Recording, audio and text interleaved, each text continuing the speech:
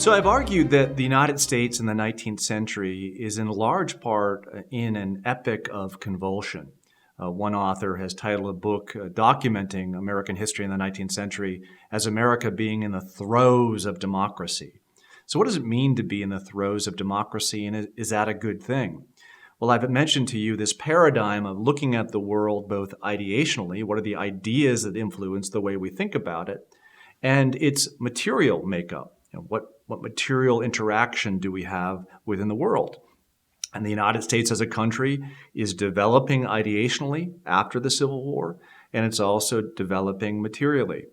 And I've suggested to you that the difference between the way Lincoln wanted it to develop intellectually and how it ends up developing makes all the difference for the future history or course of American life and livelihood.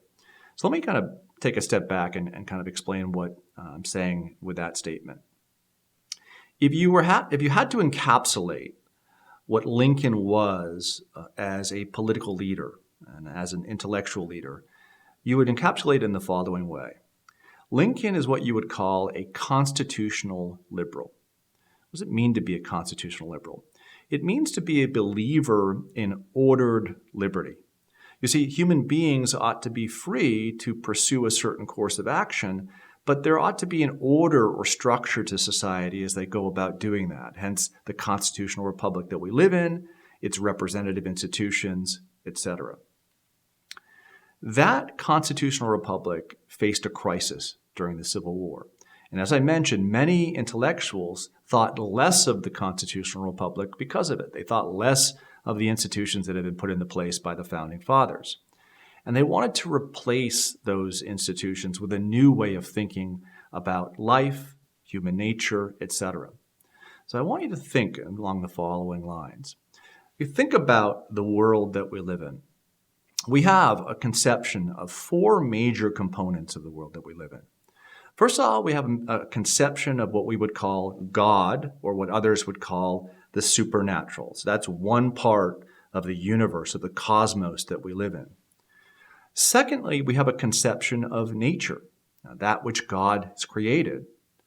Thirdly, a conception of human nature, because we as human beings are natural beings within nature itself. And then fourth and finally, human artifice.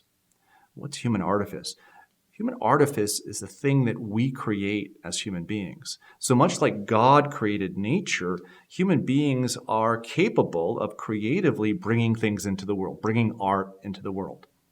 So God, nature, and human artifice.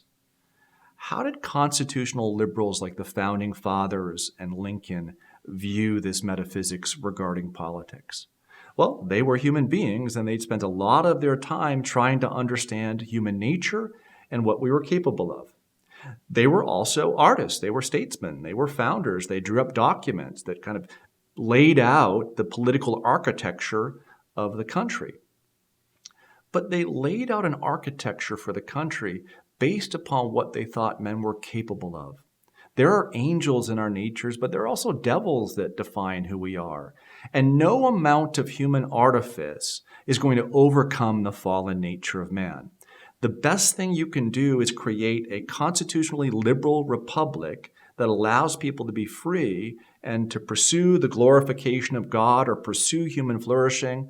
And that's about all that you can hope for in this world. So a conception of the limits of mankind based upon God, nature, and human artifice. Then comes along the tradition of Romanticism. And the tradition of Romanticism says the following: why are we living by these old rules and old ideas about what human nature is capable of? We don't even know what human beings are capable of. We've been living for thousands of years, and perhaps they're capable of creating something new. Here's this romantic vision. Perhaps we have the ability, if we replace the old artifice with a new artifice, to set the world on the course towards a more utopian vision, a more ideal vision. Why do we settle, right, with the dusty books of the past to tell us what we can't do? Why don't we figure out who we are and as transcendent beings create a brave new world? The key thinker in American history in the 19th century, drawing us to this conception of the new, we only put our minds to it, is Ralph Waldo Emerson.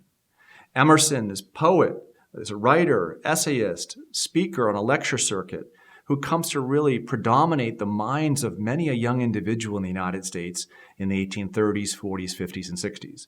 Many turn to Emerson and celebrate Emerson as really a liberator of the American mind. He says to Americans, you can be self-reliant. He says you don't have to draw upon the traditions of the past. Carve out your new course. What's that course going to look like, according to Emerson? It's going to look like the following. Stop trusting in democratic institutions and put your trust in yourself. Put your trust in yourself to be a self-reliant creature, to operate on yourself, to be able to live a life in which you're self-governing. So we hear this famous statement, right? The less government, the better, right? That this is that Emerson is forwarding here. And many an individual, upon hearing this message, begins to think, well, maybe we should stop looking to the past. Maybe we should stop thinking that it must guide us in everything that we do. And maybe we ought to truly be liberated. So the key component of Romanticism as an influence on American intellectual life prior to and after the Civil War is it leads men to think they can be liberated from past thought and they can bring into being a new creation that is better than what has been brought into the past.